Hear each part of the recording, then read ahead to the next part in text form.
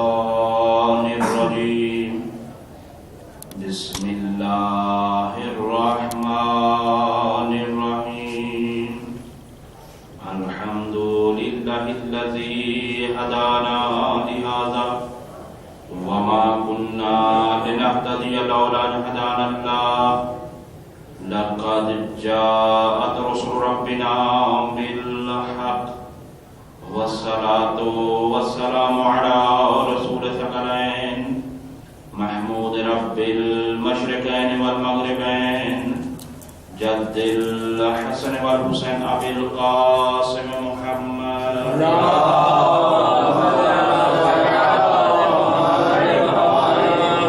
وعترته الطيبين الطاهرين المعصومين لا سيما الإمام المبين والكافر الحسين وغياث المضطر المستقيم حجة الله على المخلوقين ووارث الأنبياء والمرسلين المنتظر المهدي اللهم صل على محمد عجل الله تعالى له الفرج ولعنة الله على أعدائهم ومخالفيهم ومنكري فضائلهم ومناقبهم أجمعين أما بعد فقد قال الله سبحانه وتعالى في كتابه المجيد مبشرا برسول يأتي من بعده اسمه أحمد سلمى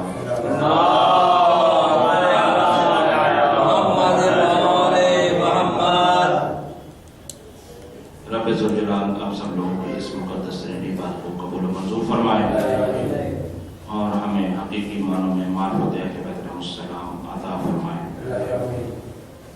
عزیزان محترم، آپ کے سامنے سورہ صف کی آیت نمبر 6 کا آخری حصہ تلاوت کیا جاتا ہے، اور یہ در حقیقت گفتگو ہے، پیغمبر کو اس طرف تذکر دیا جا رہا ہے کہ قرآن پاک کی آیت ہے کہ میرے حبیب یاد کرو اس وقت کو کہ جب حضرت عیسیٰ علیہ السلام نے کہا کہ میں اللہ کا رسول ہوں اور میں تورات کی تصدیق کرتا ہوں اور تمہیں بشارت دیتا ہوں ایک رسول کی جو آنے والا ہے میرے بعد، اور اسمہ احمد، اور اس کا نام ہے احمد۔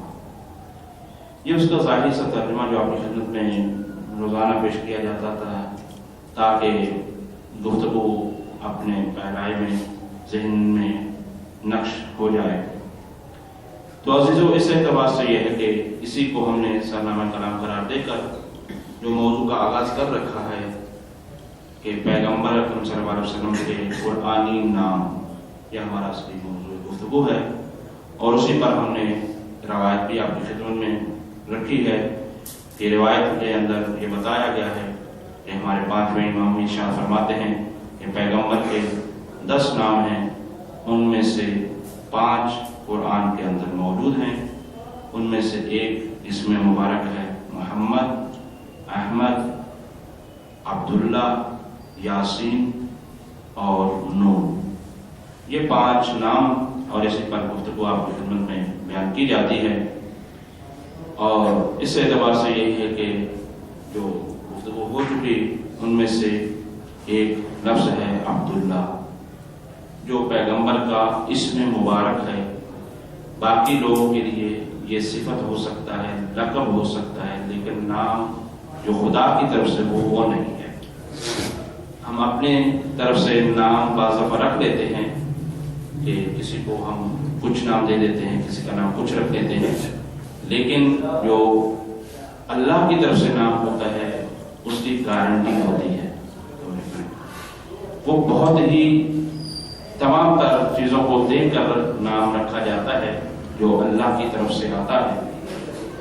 ہم بہت سارے مقامات پر بزدل بندے کو بہادر کہہ دیتے ہیں، نام جیسے جی شیخ صاحب پنجابی کہتے ہیں کہ نام کیا ہے؟ شیر، ڈر کس طرح ہے؟ بلی سے۔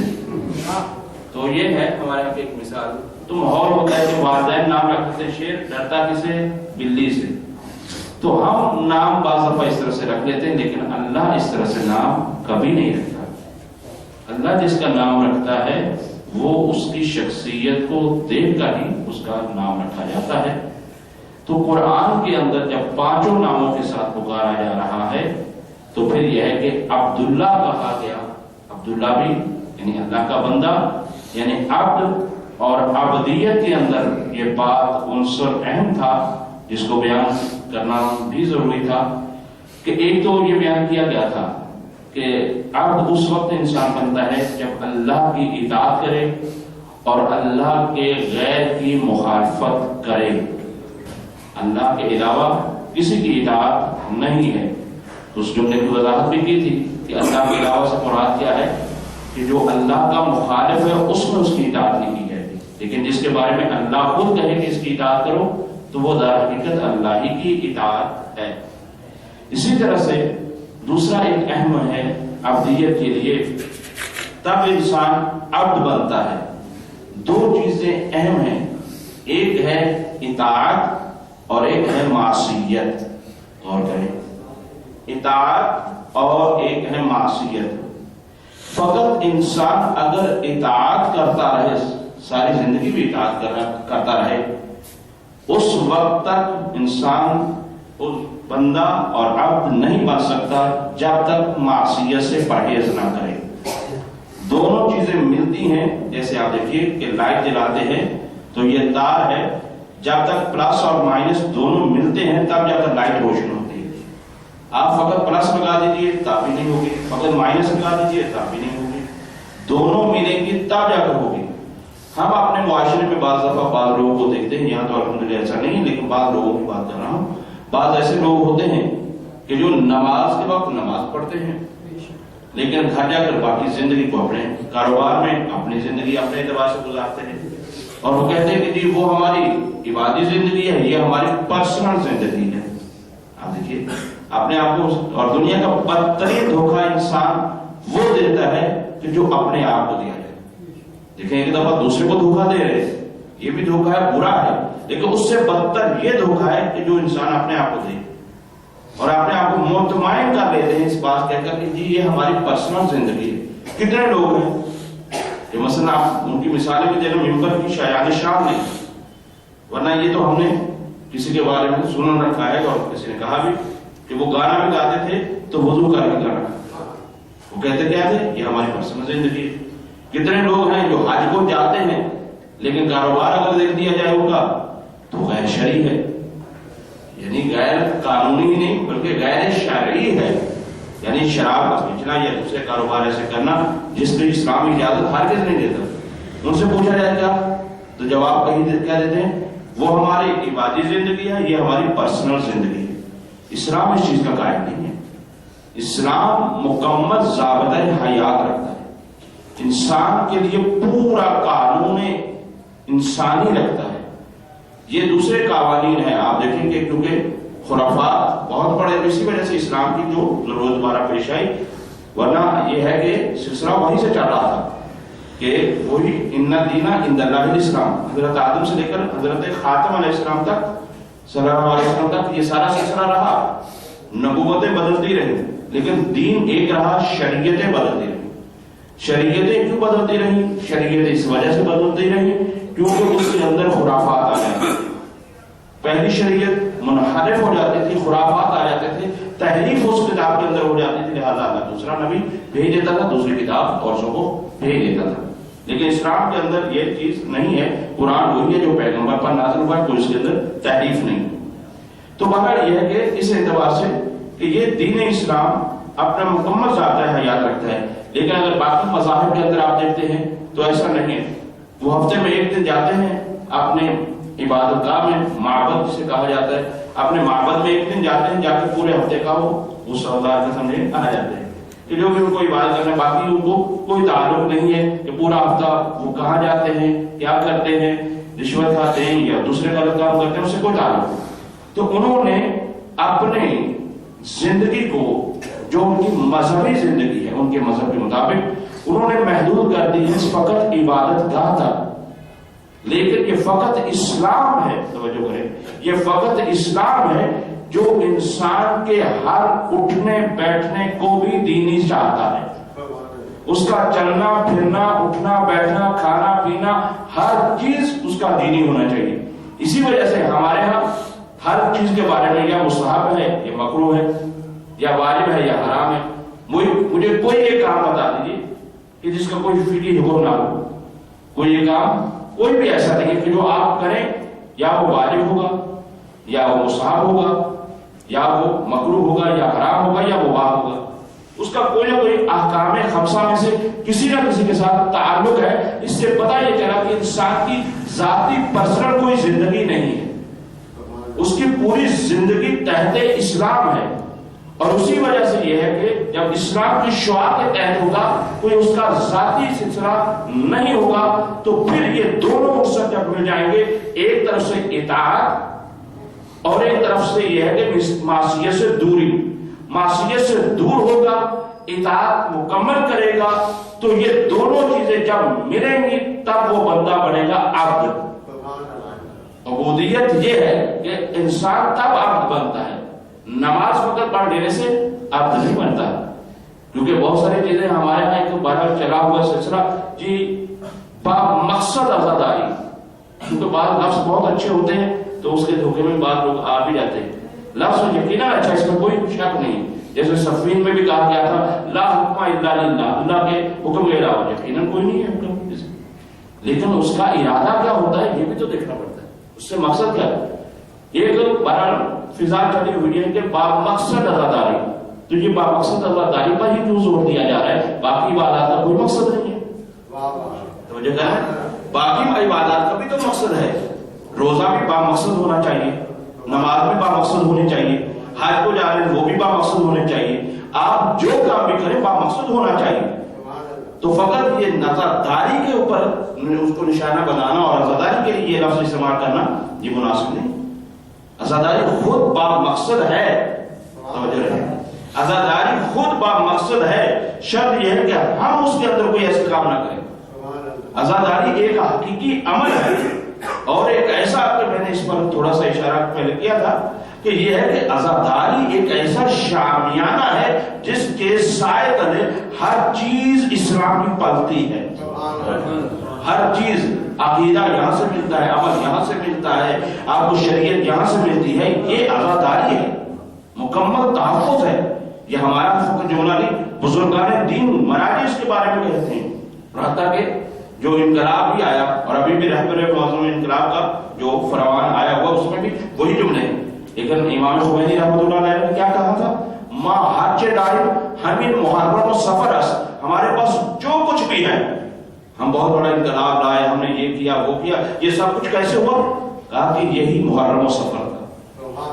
تو اس کا مطلب یہ کہ عزاداری خود با مقصد ہے، ہم اس میں داخل اس طرح سے۔ تو عزیزان محترم صرف اور صرف ایک عزاداری کو نشانہ بنانے کے لیے یہ کہتے ہیں یہ صحیح نہیں ہے۔ ہر چیز کا مقصد ہے، نماز کا بھی ایک مقصد ہے۔ نماز کا کیا مقصد ہے؟ کیا یہ اٹھنا بیٹھنا یہ مقصد ہے؟ بس ورزش جو نہیں کرتا چلو آگے اٹھ بیٹھ کر لیں، نہیں، نماز کا بھی مقصد خود قرآن نے بیان کیا، کیا؟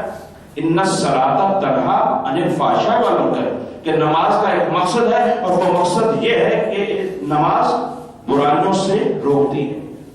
تو اب کیا ہے کہ اس کا مقصد کیا ہوگا؟ اگر نماز برائیوں سے، یہ مقصد ہے نماز کا، اگر انسان برائیوں سے رک رہا ہے تو نماز کا مقصد حل ہو رہا ہے، اور اگر نماز پڑھ رہا ہے لیکن ساتھ ساتھ برائیاں بھی کر رہا ہے، ضروری نہیں کہ وہ جا کر چوری کرے، ڈاکہ مارے، نہیں، جو کوئی کسی طرح کا بھی کوئی گناہ جب کرتا ہے تو اس کا مطلب یہ ہے کہ وہ گناہ سے نہیں رکا، جب وہ گناہ سے نہیں رکا تو اس نے نماز کے مقصد کو فوت کر دیا۔ اس کے نماز کا مقصد جو تھا وہ یہ تھا کہ برائی سے روکنا تھا، تو نماز بھی با مقصد ہونی چاہیے، روزہ بھی با مقصد ہونا چاہیے۔ تو یہی عبودیت ہے کہ جب ہر چیز کو اس کے مقصد کے مطابق لے کر چلیں گے تو وہ عبادت بن جائے گی۔ توجہ کریں، یعنی کوئی بھی چیزیں جو آپ کام کر رہے ہیں اگر اس کا مقصد حل ہو رہا ہے، فائدہ پہنچ رہا ہے تو کیا ہے؟ با مقصد، وہی عبودیت۔ اور اگر مقصد حاصل نہیں ہو رہا اگر مقصد حاصل نہیں ہو رہا تو یہ نماز عبادت نہیں، عادت ہے۔ کتنے لوگوں کو ہم دیکھتے ہیں کہ نماز ادھر اذان ہوئی فوراً مسلح عبادت پر ہے، چاہے کوئی تڑپتا رہے یہ، اور اس کے لیے پھر بیان بھی کریں گے کہ جس شریعت کے اندر نماز کو اہمیت ہے اول وقت میں، اسی شریعت نے کہا ہے کہ اگر کوئی دسترخوان پر بیٹھا ہوا ہے اور آپ کا انتظار کر رہا ہے تو آپ پہلے اس کے انتظار کو ختم کریں، اس کے پاس آپ بیٹھ کے دسترخوان پہ کھانا کھائیں، بعد میں جا کر آپ نماز پڑھیں۔ تو ہم نے اسے بنا رکھا ہے کہ یہ اہمیت اپنی جگہ پر ہے، لیکن اس کے مقاصد کو، اس کے طریقہ کار کو سمجھنا چاہیے۔ تو بہت سارے لوگ ہیں جو عبادت کسی طرح کوئی بھی کرتے تو وہ عادت سمجھ کر، عادت نہیں ہونی چاہیے، اور اگر عادت کے طور پر کرتے ہیں تو چاہے عادت ہر چیز کی بری ہوتی ہے، ہم سمجھتے یہ تاش کھیلنا ہی نہیں، عادت کیا ہے کہ عادت بری نہیں، اس کے لیے بہرحال تحقیقی طور پر میں یہ جملہ کہتا ہوں کہ عادت ہر چیز کی بری ہے، چاہے وہ نمازی کی کیوں نہ ہو۔ اگر آپ کو عادت ہے نماز پڑھنے کی، عادت ہے، تو یہ اچھی کیا بات نہیں ہے، کیونکہ عادت کا نام عبادت نہیں ہے، عادت کا نام بالکل عبادت نہیں ہے، عبادت کا نام ہی عبادت ہے۔ اور یہی وجہ ہے، غور کریں غور سے آپ لطف دیں گے کہ یعنی یہی وجہ ہے کہ وہ علی جو ایک رات میں 1000 رکعت نماز پڑھتا تھا، غور کریں، جو علی ایک رات میں 1000 رکعت، عبداللہ بن عباس کو کہتے ہیں کہ میں علی علیہ السلام کے گھر سے 500 تکبیرۃ الاحرام کی آوازیں میں نے سنی۔ 500 تکبیرۃ الاحرام کا مطلب کیا ہے؟ یعنی 1000 رکعت نماز پڑھی۔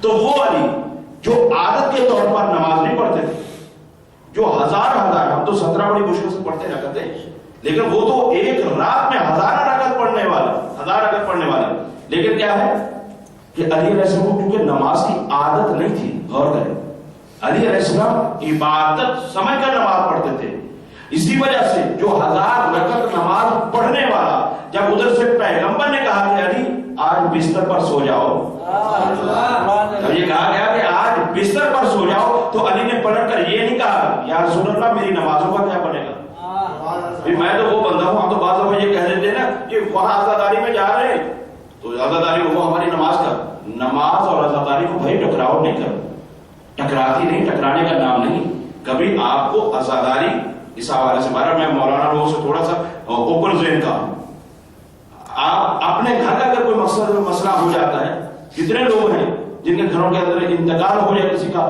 تو نمازیں پڑھنا تو دور کی بات ہے، قضا ہونے لگ جاتی ہے، دیر ہو یعنی دور کی بات وہ تو قضا کرنے لگا، لیکن عزاداری کے لیے 2 منٹ کا اگر وقفہ انتہا پہ بہرحال واقعہ سنانا مقصود نہیں ہوتا، تھوڑا سا کبھی کبھی سبق ہو جاتا ہے۔ اب ایک جگہ پہ ایک عزاداری ہوئی، عزاداری میں کیا کہا گیا کہ میں گیا وہاں پہ مجلس پڑھنے کے لیے تو وہ مجھ سے دونوں صاحب کھڑے ہوئے تھے، مولانا صاحب بھی کھڑے تھے، دوسرے لوگ بھی کھڑے تھے، انہوں نے کہا کہ ہم ابھی معلوم کر رہے تھے، انہوں نے جا کر اذان کہنا شروع کر دیا، اللہ اکبر، انہوں کا اعتراض ہو گیا، مولانا صاحب سے پوچھا، انہوں نے کہا جی میں اذان 1 بجے اذان دیتا ہوں، لہٰذا اذان کا وقت تھا، ان کو عزاداری ختم کر دینی چاہیے، اب آپ بتائیے میں کس کا ساتھ دیتا؟ اور کہہ رہے مشکل تھی نا بات کہ میں کس کا ساتھ دیتا، وہ کہہ رہے ہیں 1 بجے اذان دیتا ہوں، اذان کا ٹائم ہے، میں نے اذان کہہ دی، اب میں نے جو اپنی ذمہ داری جو سمجھتے ہوئے جو جواب دیا وہ میں آپ کے سامنے بیان کرتا ہوں۔ میں نے کہا کہ دیکھیے آپ عزاداری کی بات کر رہے ہیں، پہلے نمبر پر عزاداروں کو میں نے تھوڑا سا توجہ دلائی، میں نے کہا کہ دیکھیے کہ آپ کو اس چیز کا خود خیال رکھنا چاہیے کہ عزاداری کے وقت عزاداری ہے، نماز کے وقت نماز ہے، کیوں ٹکراؤ کرتے ہیں؟ آپ اس چیز کا خیال کریں کہ آپ ہر چیز کا ایک وقت ہوتا ہے نا، آپ ناشتے کے ٹائم دوپہر کا کھانا کھا لیں، دوپہر کے ٹائم ناشتہ کر لیں، یا چلے گی زندگی کے اندر تو نہیں ہے، جب صبح کے ٹائم آپ زہر نہیں پڑھ لیں، ظہر کے ٹائم آپ صبح پڑھ لیں، نہیں ہوگا، تو ہر چیز کا ایک نظام ہے، تو آپ ایسا نہیں کرتے، تو ان کو تھوڑا سا سمجھایا، پھر پلٹ کر میں نے مولانا صاحب سے ایک بات کہہ رہے کہ وہ کیونکہ انہوں نے کہا کہ ابھی ہمارے ایک تو صرف آخری مصرے رہ گئے تھے اور اس پر انہوں نے کیا کہتی ہے کہ اذان شروع کر دی تو ایک تو رک جاتے ہیں، پھر میں نے مولانا صاحب سے کہا کہ بھی آپ نے ایسا کیوں کیا؟ کہا جی میں تو وہ 1 بجے اذان دیتا ہوں، میں نے کہا کہ اگر آپ کا مقصد یہ تھا کہ 1 بجے میں اذان دیتا ہوں لہٰذا اس وجہ سے اذان دے رہا ہوں تو یہ آپ کی عادت ہے، اور اگر آپ کے یہ ذہن میں ہے کہ جی اول وقت ہے تو اول وقت 1 بجے تو نہیں ہے، 12:15 پر اول وقت ہے، میں نے کہا 12:15 پر اول وقت ہے تو آپ یا تو اذان دیتے 1:15 12 بجے، پھر تو ہو گیا کہ آپ کا اول وقت، آپ اذان دیتے ہیں پہلے پونا گھنٹہ، جہاں پہ آپ پونا گھنٹہ لیٹ اذان دے رہے ہیں وہاں پہ 2 منٹ اور نہیں رک سکتے تھے، آپ نے خود ہی تھوڑا سا مولانا صاحب کو سمجھایا، تھوڑا سا ہزاروں کو سمجھایا. تو اگر سمجھنے سمجھانے کی باتیں کی جائے اور دونوں کو سمجھانے کی باتیں کی جائیں تو سمجھا جا سکتا ہے. لیکن یہاں پر یہ ہے کہ جو ایک طرف والے تو وہ دوسروں کو برا کہہ رہے ہیں، جو دوسرے والے تو میں نے اپنے مولانا صاحب کو بھی متوجہ کر دیا کہ اگر آپ کو اذان کہیں تو پھر 12:15 کہیے، نہیں تو پھر یہ ہے کہ جہاں پر آپ نے پونا گھنٹہ دیر کی ہے 2 منٹ اور بھی کوئی فرق نہیں پڑتا. تو بہرحال یہ ہے کہ بات کرنے کا مقصد وہ یقیناً آپ کے ذہنوں میں محفوظ ہو رہا ہے کہ اصل عبادت کو عبادت ہی سمجھ کر کیا جائے، عادت سمجھ کر کیا جائے.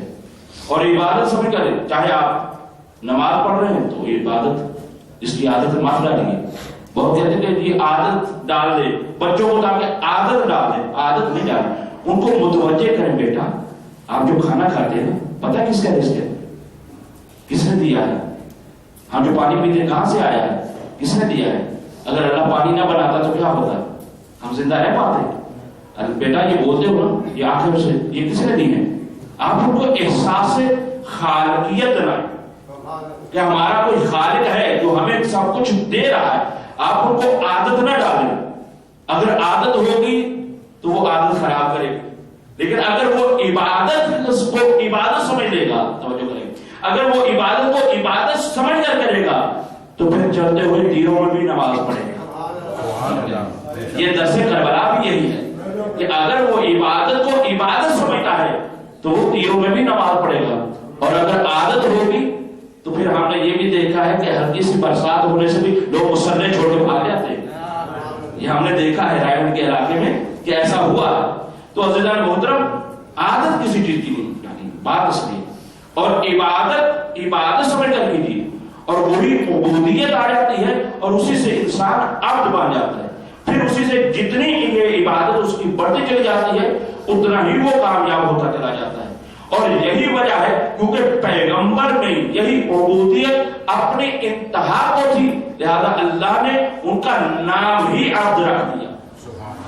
ایک ذات، ایک دیکھیں، ایک ہوتا ہے عادل، ایک ہوتا ہے عدل. عادل کون ہے؟ یعنی پیغمبر کو عابد نہیں کہا. توجہ کریں، تھوڑا سا ایک علمی نقطہ اور دے رہا ہوں. پیغمبر کو یہ بھی کہا جا سکتا تھا کہ پیغمبر عابد ہے. عابد کا معنی کیا ہوتا ہے؟ عبادت کرنے والا. توجہ کریں، لیکن عبادت کرنے والا نہیں کہا جا رہا بلکہ اب کہا جا رہا ہے. کیا مطلب؟ یعنی عبادت کرنے والا نہیں ہے بلکہ خود عبادت ہے. یعنی عبد ہے یعنی خود عبادت ہے، خود اس کا وجود بن چکا ہے. ایک دفعہ ہم کہتے ہیں عادل، یہ کیا ہے؟ یہ عادل کرنے والے کو کہا جاتا ہے عادل. لیکن اگر کہا جائے عدل تو یہ خود عین عدالت ہے. تو پیغمبر کے اندر عبودیت اتنی زیادہ اور اتنی زیادہ تھی کہ پیغمبر کو عابد کا لقب نہیں دیا، نہ نام رکھا ہے، بلکہ عبد کہا گیا، یعنی پیغمبر خود عبادت ہے. تو جب اس مقام پر پہنچے تو اللہ نے نام ہی رکھ دیا عبد. اور اسی طرح سے عزیزان محترم آپ کی خدمت میں دوسرے کو بھی بیان کیا گیا کہ یاسین کے حوالے سے. تو یاسین کا معنی جو کل آپ کی خدمت میں پیش کیا گیا کہ یاسین کا معنی مختلف کیے گئے، ان میں سے 2 زیادہ اہم ہیں. ایک اس کا معنی ہے یا سامعن وحی، اے وحی کو سماعت کرنے والے، اور جس پر زیادہ روایات نے جس کی تاکید کی ہے وہ یہ ہے کہ یا سید المرسلین، اے مرسلین کے سید و سردار، یہ کہہ کے پکارا جا رہا ہے. یاسین کا معنی ہے. تو اس کے لیے اہم جو بات ہے کہ جب پیغمبر کی ذات سید المرسلین ہے، توجہ کریں گے، جب پیغمبر کی ذات سید المرسلین ہے تو پھر جو ان کا وصی ہوگا وہ کیا ہونا چاہیے؟ غور کریں گے، یعنی جو اس کا وصی ہوگا وہ کیا ہوگا؟ یعنی پیغمبر کا جو خلیفہ ہے وہ خلیفہ کیا ہونا چاہیے؟ اس کا وصی کیا ہونا چاہیے؟ اگر پیغمبر سید المرسلین ہے، سید الانبیاء ہے، سید النبیین ہے، تو جو اس کا وصی ہوگا وہ سید الاوصیاء ہوگا، وہ سید الاوصیاء ہوگا. اسی وجہ سے پیغمبر نے خود ارشاد فرمایا ہے، یہ حدیث مبارک ہے، پیغمبر نے خود ارشاد فرمایا کیا کہ انا سید الانبیاء یا سید المرسلین، میں سید النبی ہوں، سید المرسلین ہوں. وانت یا علی سید الاولیاء، اے علی آپ سید الاولیاء ہیں. یعنی جتنے بھی اولیاء آئے ہیں، جیسے میں نبیوں کا سردار ہوں، آپ اولیاء کا سردار ہیں۔ تو یہ شرط ہے کہ نبی کے بعد جو خلیفہ بنے گا اس کے لیے شرط یہ ہے کہ وہ سید الاوصیاء ہونا چاہیے، اور پھر وہ اپنی طرف سے نہ ہو بلکہ ادھر سے ہو جدھر سے سید النبیین ہے۔ تو یہ ہے عزیزان محترم یاسین کے حوالے سے کہ پیغمبر کا نام ایک ہے یاسین، جس کا مطلب کیا ہے؟ سید الانبیاء یا سید المرسلین۔ اس سے کے ساتھ جو آج آپ کی خدمت میں گفتگو کرنا چاہتا ہوں وہ یہ ہے کہ گفتگو اصل تو موضوع ہمارا وہی ہے کہ ناموں پر ہی گفتگو کی جائے، لیکن ضرورت اس عمل کی میں نے محسوس کی ہے تو ہے پیغمبر کے بارے میں، لیکن نام کے ساتھ آج ایک لقب پر گفتگو بھی کرنا چاہتا ہوں۔ یعنی پیغمبر کے القابات بھی بہت ہے نا، تو قرآن کے اندر جو پیغمبر کا ہے، قرآن کے اندر یہ ذہن میں رہے کہ میں کسی حدیث کا سہارا نہیں لے رہا ہوں یا تاریخ کا سہارا نہیں لے رہا ہوں، ہے قرآن کے اندر ہی، لیکن نام کے طور پر نہیں بلکہ لقب کے طور پر ہے، منصب کے طور پر ہے، پوسٹ جسے کہا جائے وہ ہے۔ پیغمبر کے مختلف القابات ہیں، بعض نام ہیں بعض القابات ہیں، جیسے یا ایھا المزمل، یا ایھا المدثر، طٰہٰ، بعض یہ اس طرح سے نام ہیں بعض القابات ہیں۔ پیغمبر کا ایک لقب جو خدا کی طرف سے قرآن کے اندر موجود ہے وہ ہے خاتم النبیین۔ توجہ کریں، خاتم النبیین پیغمبر کا لقب ہے، اور اس پر تھوڑی سی گفتگو کرنا چاہتا ہوں، اور ضرورت اس بات کو محسوس اس وجہ سے کیا کہ جو ابھی حالات چل رہے ہیں، موجودہ حالات کو مد نظر رکھتے ہوئے میں نے کہا کہ سوچا کہ چلیں مولا کے اس لقب پر بھی گفتگو کر لی جائے، اور یہ لقب اہم ہے۔ اب مسئلہ یہ ہے کہ خود خاتم کسے کہا جاتا ہے؟ جو قرآن کے اندر آیا ہے وَمَا عَبَدَ أَحَدٌ مِّن رِجَالِكُمْ وَلَٰكِن رَسُولَ اللَّهِ وَخَاتَمَ النَّبِيِّينَ، کہ پیغمبر میرے آپ مردوں میں سے کسی کے بھی یعنی باپ نہیں ہے بلکہ یہ اللہ کے رسول ہیں اور آخری نبی ہیں۔ یہ اس کا ظاہری سا ترجمہ ہے۔ خاتم النبیین قرآن کے اندر کہا گیا ہے۔ خاتم کسے کہتے ہیں؟ کیونکہ اس کو عربی کے اعتبار سے خاتم بھی پڑھا گیا ہے، خاتم بھی پڑھا گیا ہے، لیکن قرآن کے اندر جو اصل لفظ ہے وہ آپ دیکھیں تو خاتم النبیین ہے۔ تو خاتم کا معنی کیا ہے؟ یہ اصل مادہ ہے اس کا، جو ظاہر ہے کہ مکتب ہے تو علمی انداز میں گفتگو کی جائے تو بہتر ہے۔ خاتمہ سے ہے، خاتمہ یعنی خے تے میم، اس سے یہ لیا گیا ہے۔ یہ کس چیز کو کہا جاتا ہے؟ عربی میں کہتے ہیں انگوٹھی کو۔ کس کو کہتے ہیں؟ توجہ تھوڑا ساتھ ہوتے ہیں نا، یہ نظر آ رہی ہے نا، سلوات پڑھنا محمد۔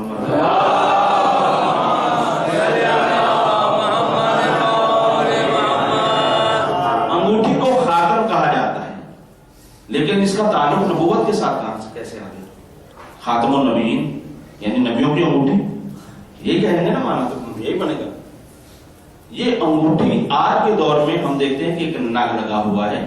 اگر ابھی بھی بعض جگہوں پر چلے جائیں، بہرحال ایران میں ہم نے دیکھا ہے، یہاں بھی ممکن کہیں وہ، اور آپ توضیح مسائل بھی اٹھائیں کہ پرانی توضیح مسائل کے اندر بھی یہ چیز موجود ہوتی۔ پرانے دور کے اندر یہی انگوٹھی ہوتی تھی، وہاں پر نگینے کی بجائے وہاں کچھ خاص نقش لکھا ہوتا تھا، خاص نقش ہوتا تھا جو اس کے اوپر لکھا ہوتا تھا، لہذا وہ اس وجہ سے انگوٹھی کے اوپر کیونکہ لکھا ہوتا تھا، جب کوئی اپنا خط ایک گورنمنٹ دوسرے گورنمنٹ کو لکھتی تھی یا ایک شخصیت دوسری شخصیت کو لکھتی تھی تو اس کے اوپر مہر لگاتے تھے۔ تو وہ مہر آج طرح کی اسٹیمپ نہیں ہوتی کہ جس طرح سے پیڈ ہوتا ہے اور پھر وہ اسٹیمپ لگاتا ہے، وہ نہیں، یہی انگوٹھی ہوتی تھی، یہاں پر نقش ہوتا تھا۔ وہ اپنے ہاتھ سے انگوٹھی اتار کے اس کے اوپر نقش کے آخری جو چیزیں ہوتی ہیں اس کو لگا دیتا تھا، یعنی یہاں سے لے کر یہاں تک پورا لیٹر تھا، آخر میں اپنی وہ انگوٹھی اتار کے وہاں پہ مہر کر دیتا تھا۔ جب مہر کر دیتا تھا اس کو کہا جاتا تھا خاتم۔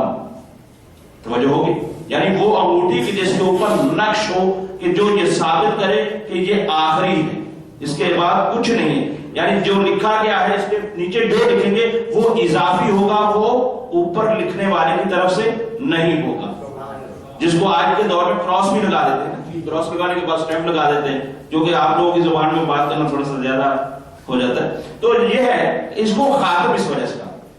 پیغمبر کا نبوت کا ایک سلسلہ تھا، اللہ تعالیٰ نے کتنے نبی بھیجے؟ 1,24,000 نبی بھیجے. تو جب یہ نبوت کا سلسلہ ختم ہو رہا تو مہر تو لگانی تھی نا، یا بغیر مہر کے؟ مہر لگانی ہوتی کہ جو بھی آپ کام کرتے ہیں اس کے آخر میں آپ کو مہر لگانا ہوتی. جو آپ مہر لگائیں گے اس کو کہیں گے خاتم. توجہ کریں، یعنی خاتم اس کو کہا جائے گا جو آپ کی پوری مکمل تحریر ہو جو آخر میں لگا دے. کیونکہ نبوت کا سلسلہ یہاں پر ختم ہو رہا تھا، اسی وجہ سے اللہ تعالیٰ نے یہ ارشاد فرمایا کہ خاتم النبیین، ہمارے یہ آخری نبی. اب مسئلہ یہ ہے کہ یہ تو رسالت تک سمجھ میں آ گیا. اب سوال یہ ہوتا ہے کہ کوئی یہ بھی کہہ سکتا ہے کہ خاتم النبیین کہا گیا، خاتم المرسلین تو نہیں کہا گیا. سوال پیدا ہو سکتا ہے یا نہیں ہو سکتا؟ صلوات پر محمد.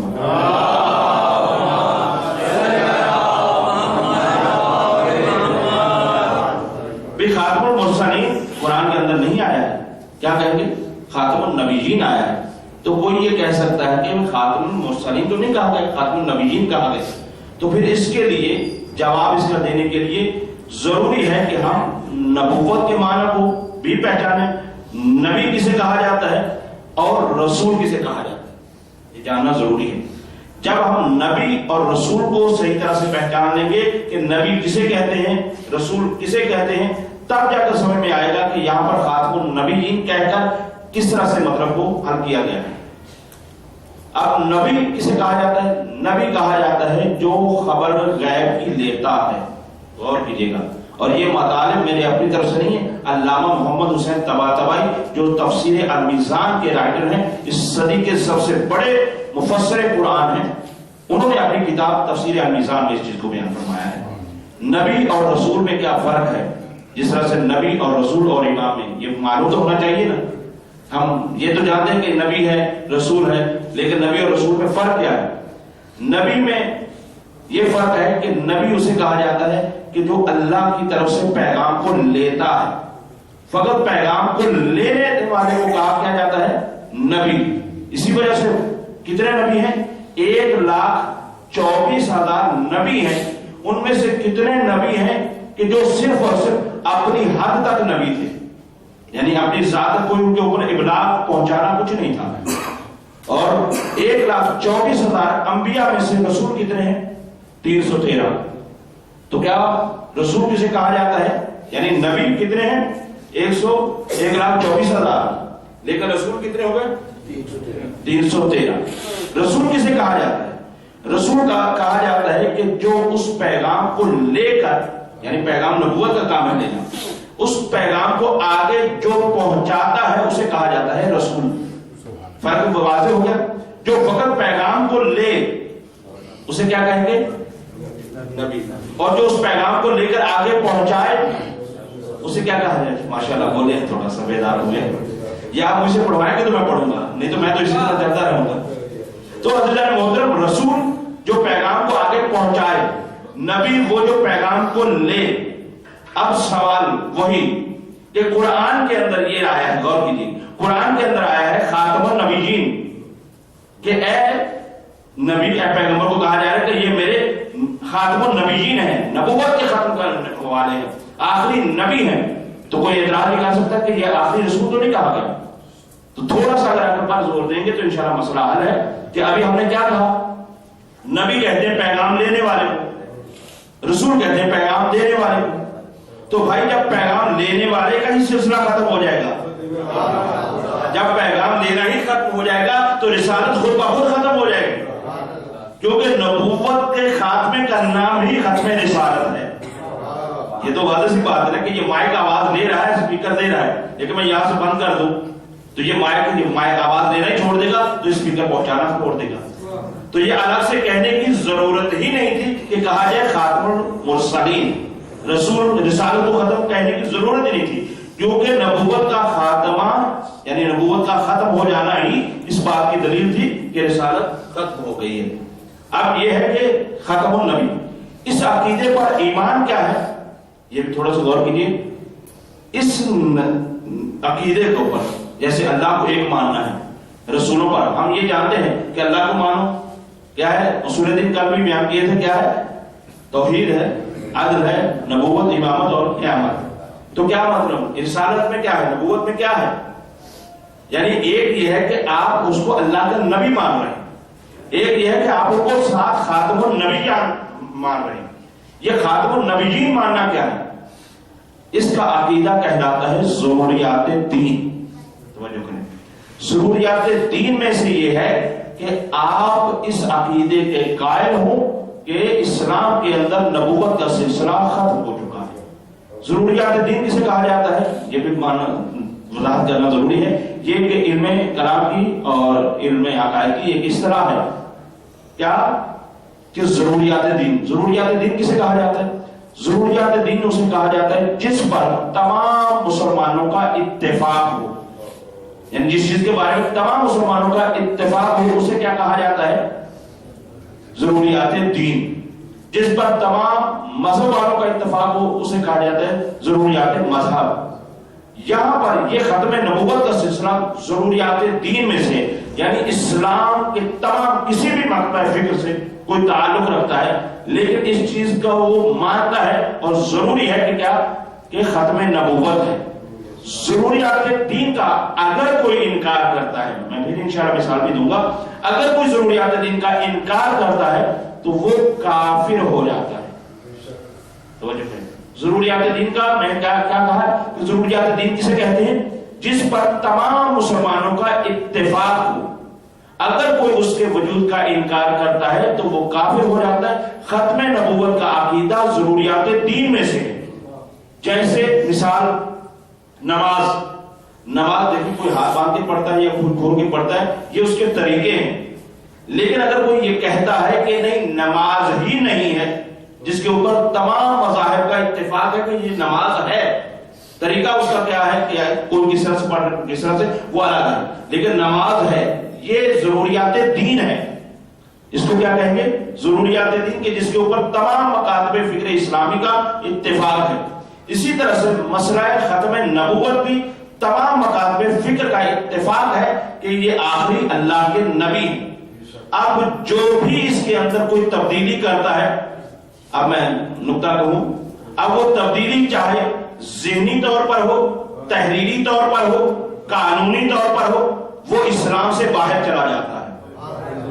یہ ذمہ داری کی بات ہے، یعنی کوئی بھی اس کے اندر کوئی ترمیم کرتا ہے تو وہ مثلا کہتا ہے کہ ختم نبوت نام کی کوئی چیز نہیں ہے۔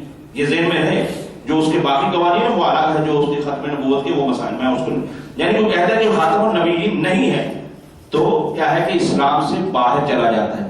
اور جو قادیانیوں کو اسلام سے باہر نکالا گیا وہ یہی وجہ ہے کہ ختم نبوت کا ہی مسئلہ پیش آیا، جس کی وجہ پر یہ ہے کہ ان کو اسلام سے باہر، کیونکہ اسلام کا قانون اساسی اور ضروریات دین اسلام کے میں سے ہے کہ جو بھی اپنے آپ کو کہے گا کہ میں مسلمان ہوں، اس کا یہ ماننا ضروری ہے کہ یہ وہ پیغمبر کو خاتم النبیین بھی مانے۔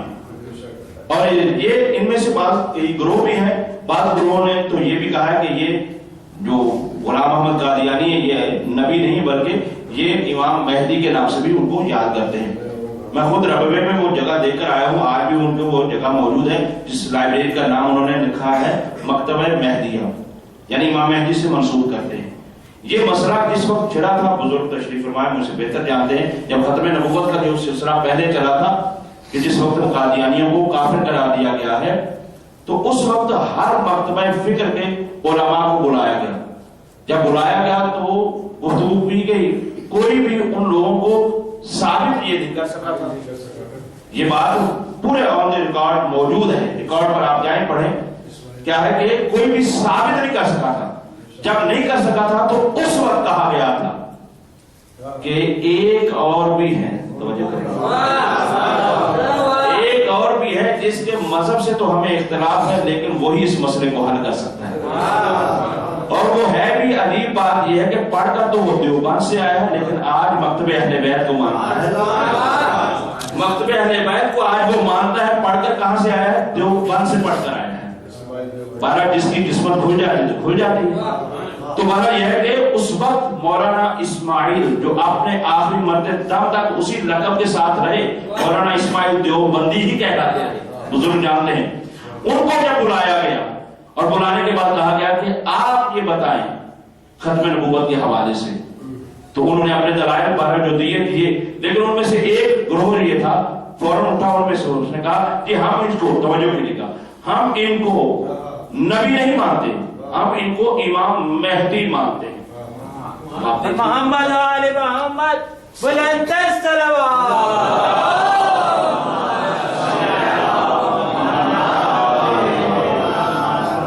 کیا کہا کہ ہم ان کو نبی نہیں مانتے، ہم ان کو امام مہدی مانتے ہیں. جب یہ کہا گیا تو چاہیے کیا تھا؟ سب مسلمان جواب دیتے نا. سفر فرض صاحب تمام مکاتب فکر کے اندر امام مہدی کا امام ہونے کے بارے میں یقین ہے. سب نے لکھا ہے کہ امام مہدی آئیں گے، امام مہدی کا جو عقیدہ ہے سب کے اندر موجود ہے. ہمارے ہاں اس اعتبار سے، ہم کے ہاں اس اعتبار سے، لیکن ہے اس چیز کو سب مانتے ہیں کہ امام مہدی آئیں گے. تو چاہیے یہ تھا کہ اسی وقت باقی مسلمان بھائی جواب دیتے نا کہ بھی ثابت کرتے وہاں پر کہ جی امام مہدی یہ نہیں ہے. لیکن نہیں، جج نے بھی وہاں پر بیٹھے ہوئے کسی دوسرے کی طرف توجہ نہیں کی. غور کیجیے گا، وہاں پر سارے مسلمان بیٹھے ہوئے تھے جن کے ہاں عقیدہ مہدویت پایا جاتا ہے. لیکن اللہ نے آپ اپنے مذہب کی حقانیت پر آپ جائیے گا کہ مذہب حقہ کے وہاں پر بیٹھے ہوئے اس مبلغ اسلام جس کو مبلغ اعظم کا لقب ملا، اس مبلغ اعظم کی طرف جج نے ایک دفعہ نظر کی اور کہا اے اسماعیل، مہدی کا تعلق تمہارے مذہب سے ہے، مہدی کا تعلق تمہارے مذہب سے ہے، اب تم یہ ثابت کرو یہ مہدی ہے یا نہیں ہے. تو بات آگے نا امام مہدی علیہ السلام کے متعلق جب یہ کہا گیا کہ آپ ثابت کریں کہ یہ امام مہدی ہے یا نہیں ہے، تو اس وقت پلٹ کر مولانا اسماعیل دیوبندی نے یہ کہا کہ دیکھیے یہ اعلی مقام ہو، یقیناً دعا کرنی بھی چاہیے. جی تو عزیزان محترم، بہرحال اس جو ان بزرگوں کی محنتیں ہیں، اب ان محنتوں کو بچانا ہمارا فرض ہے. جو انہوں نے محنتیں کر کے اور اس کے بعد انہوں نے اس مناظرے کے بعد جو ان کا مسئلہ ہوا تھا، اس کے بعد انہوں نے کہا تھا میرے ساتھ آج سارے مسئلے حل کر لو، جتنے بھی تمہارے پاس، یہ تو نبوت کا مسئلہ ہے نا، آج خلافت کا مسئلہ بھی حل کر لو. کاش اس وقت خلافت کے مسئلے کو بھی اٹھایا جاتا تو آج جو بھی آگے سمجھ گئے تو بہرحال کوئی نقشہ کچھ اور ہوتا. تو ختم نبوت کے ساتھ ختم اولویت، ختم خلافت کے بارے میں بھی بات ہونی چاہیے تھی. تو بہرحال مولانا اسماعیل صاحب نے پلٹ کر ایک دفعہ کہا کہ یہ کہتے ہیں کہ یہ امام مہدی ہے. تو امام مہدی کے بارے میں تو یہ ہے تمام مسلمانوں کا اتفاق ہے، صرف ہمارے مذہب کا نہیں، تمام مسلمانوں کا اتفاق ہے کہ جب امام مہدی تشریف لائیں گے تو چوتھے آسمان سے حضرت عیسیٰ علیہ السلام اتر کر اس کے پیچھے نماز پڑھیں گے. یہ سب کا عقیدہ ہے، نہ کہ شیعوں کا، سب کا عقیدہ ہے کہ چوتھے آسمان سے حضرت عیسیٰ آئیں گے اور آ کر امام کے پیچھے نماز پڑھیں گے. اب یہ بتائیں کہ کب حضرت عیسیٰ نے ان کے پیچھے نماز پڑھی ہے؟ اگر یہ امام مہدی ہیں تو ان کے پیچھے حضرت عیسیٰ کو نماز پڑھنا چاہیے تھا. تو لے کر آئیں گے جب کب حضرت عیسیٰ علیہ السلام نے ان کے پیچھے نماز پڑھی ہے. تو عزیزان محترم، یہ ختم نبوت کا سلسلہ جب سے یہ چلا اور اس کے نتیجہ یہ ہوا کہ ختم نبوت کے وہاں پہ فاتح کے طور پر مولانا اسماعیل قرار پائے اور اسلام وہاں پر سرخرو ہوا اور یہ کامیابی ہوئی. لیکن اس کے ساتھ ساتھ جو ضروری بات ہے وہ یہی ہے کہ اگر اس پر بھی اس وقت گفتگو ہو جاتی تو یقیناً ہو جاتا. لیکن مسئلہ کیا ہے؟ مسئلہ یہ ہے کہ آپ کے پاس، یہ تو آپ کہتے ہیں، لیکن آپ کے پاس کوئی دلیل بھی ہے یا نہیں ہے؟ یہ تو آپ نے کہہ دیا خاتم النبیین ہے، لیکن دلیل کیا ہے؟ جب آپ کلمہ پڑھتے ہیں، غور کریں گے، کلمہ جب آپ پڑھتے ہیں تو کیا پڑھتے ہیں؟ عیسیٰ اور روح اللہ بھی کہا جاتا ہے، موسیٰ کلیم اللہ بھی کہا جاتا ہے، تو اسی طرح سے محمد رسول اللہ بھی کہا جاتا ہے. تو کلمہ تو مسلسل ہے، کلمے کے اندر تو کوئی رکاوٹ نہیں آئی، وہاں پہ سلسلہ موجود ہے کہ آپ نے پیچھے کہہ دیا عیسیٰ روح اللہ، یا کہ اس سے پہلے کہہ دیا موسیٰ کلیم اللہ، اسی سے ہر طرح سے آپ نے کہہ دیا محمد رسول اللہ. تو سلسلہ تو جاری و ساری ہے.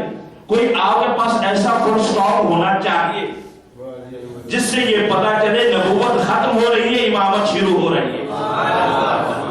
کوئی ایسا تو آپ کے پاس ہونا چاہیے نا، اسی جس سلسلے نبوت کو ختم کی جو مہر ہے، جس سے یہ حق ثابت ہوتا ہے کہ یہاں پر نبوت ختم ہو رہی ہے، امامت شروع ہو رہی ہے، اسی کا نام ہے بھائیو غدیر.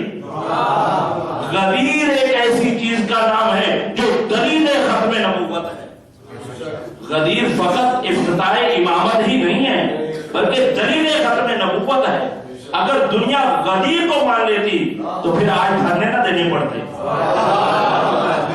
یہ بات چیلنج کے ساتھ کہہ رہا ہوں کہ اگر دنیا غدیر کو مان لیتی تو آج جو پاکستان کے اندر ہو رہا ہے یہ سب کچھ نہ ہو رہا ہوتا.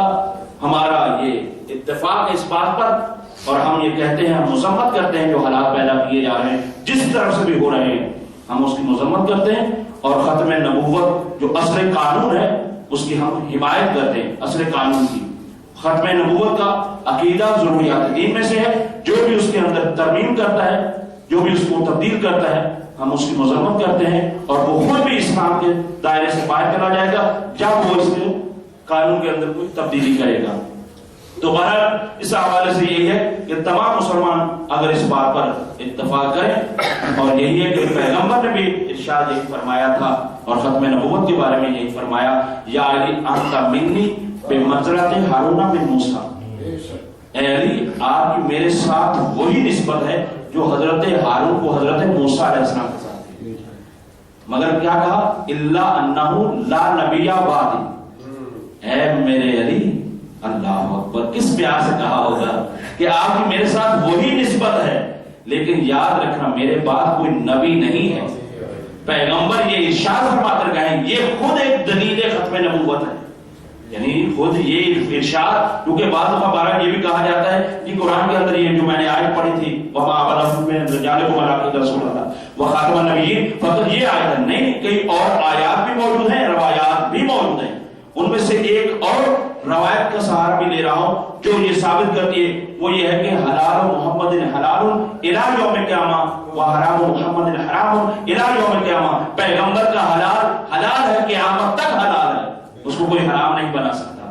اور پیغمبر کا حرام کیا ہوا حرام ہے، ہمیشہ قیامت تک اس کو کوئی حلال نہیں بنا سکتا. تو یہ خود دلیل ختم نبوت ہے. تو ماننے کی بات ضرور اس امر کی ہے کہ اگر جہاں پر نبی کا کلمہ پڑھتے ہیں ساتھ اس کے ولی کا بھی کلمہ پڑھنے لگے، ساتھ اس کے ولی کا بھی کلمہ پڑھنے لگے، تو یہ دلیل ختم نبوت اپنے مقام پر مکمل ہو جاتی ہے، اور پھر خرافات کی گنجائش باقی نہیں رہتی.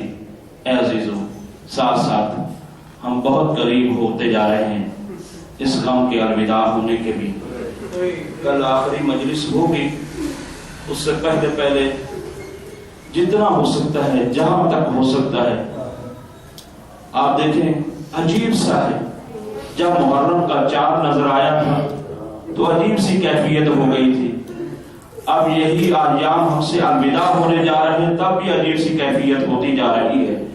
جیسے جیسے یہ غم الوداع ہونے کو قریب ہوتا جا رہا ہے، مومن کے دل کے اندر عجیب سا غم بڑھتا چلا جا رہا ہے. آزاداروں، جہاں تک ممکن ہو سکے آزاداری کرتے رہنا. یہ نہ سمجھنا کہ یہ دن ختم ہو گئے تو آزاداری بھی ختم ہو گئی. نہیں، میرے مولا سید سجاد کربلا سے کوفہ، کوفہ سے شام، شام سے واپس کربلا جب مدینے میں بھی آ گئے تو اپنی آزاداری کو ختم نہیں کیا تھا، ختم نہیں کیا تھا. ہمیشہ روتے رہتے تھے. جب بازار میں جاتے تھے، جانے والا قصاب دیکھ لیتا تھا امام سجاد کو آتے ہوئے، جلدی سے گوشت کو ڈھانپ لیتا تھا اور کہتا تھا کہ گوشت کو ڈھانپ لو، سید سجاد آ رہے ہیں. جب پوچھا جاتا کیوں ڈھانپ لو، کہا وہ آئیں گے تو ایک ہی سوال کریں گے، اے قصاب، جب تو نے اس حیوان کو ذبح کیا تھا کیا تو نے پانی پلا کر ذبح کیا تھا، کیا ایسے ہی ذبح کیا تھا؟ تو پانی پلا کر امام سجاد آتے، پوچھتے، اور کہنے والا قصاب یہی کہتا تھا، میں مسلمان ہوں، میں مسلمان ہوں، میں شریعت کا مسئلہ جانتا ہوں. جب حیوان کو ذبح کرے تو اسے پانی پلا دو. ایک مرتبہ میرے مولا سید سجاد کربلا کی طرف ہو کر کے کہتے، میرے بابا، ارے آپ کو دریا کے کنارے پر پیاسا شہید کر دیا گیا. اور اسی طرح سے میرے مولا ہر وقت روتے رہتے تھے. جب کسی نے آگے بڑھ کر کہا، اے مولا، آپ کے لیے شہادت اور سعادت ہے، آپ کیوں روتے رہتے ہیں؟ کہا، شہادت تو ہمارے لیے سعادت ہے، لیکن یہ بے پردہ جانا، کیا یہ بھی ہمارے نصیبوں میں ایسا لکھا ہوا تھا؟ اللہ میرے مولا ہر وقت روتے رہتے تھے. جب ایک مرتبہ نعمان ہے، راوی ہے کہتے نعمان بن منظر مولا کے پاس آیا اور آ کر کہتا ہے، مولا آپ ہمیں یہ بتائیے سب سے زیادہ آپ کو مصیبتیں کیسی کیسی پہنچی؟ یہ سننا، آپ مرثیہ سنتے ہیں، ذاکرین سے خود آباد پڑھتے ہیں، لیکن یہ وہ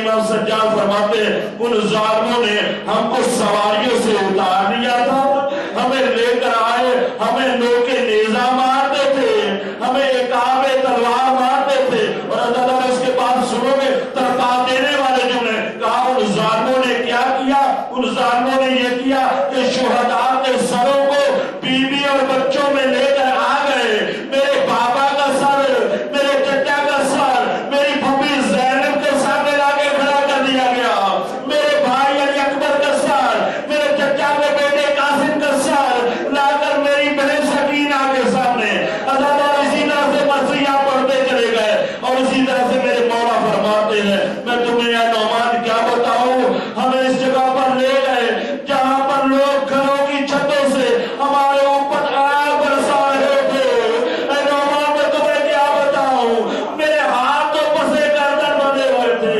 ایک مرتبہ ایک آگ کا انگارہ آ کر میرے جو سر پر گرا، میرے ہاتھ بندے تھے، میرا نامہ جلا، میرا سر بھی جل گیا، میں کیسے اس کو روک پاتا، میرے ہاتھ پسے گردن تھے، وَسَيَعْلَمُ الَّذِينَ ظَلَمُوا أَيَّ مُنقَلَبٍ يَنقَلِبُونَ أَلَا لَعْنَةُ اللَّهِ عَلَى الْقَوْمِ الظَّالِمِينَ۔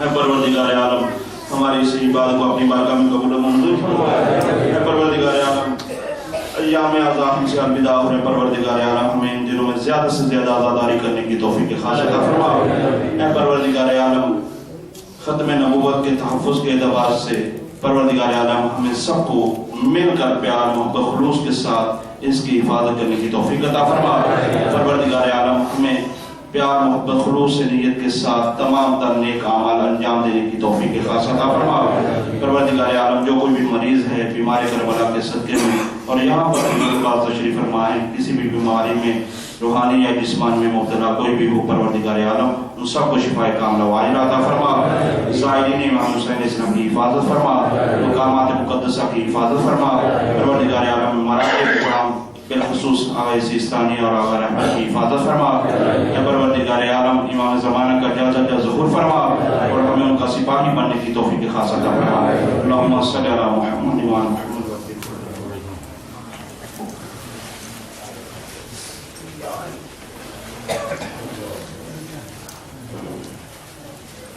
متوجہ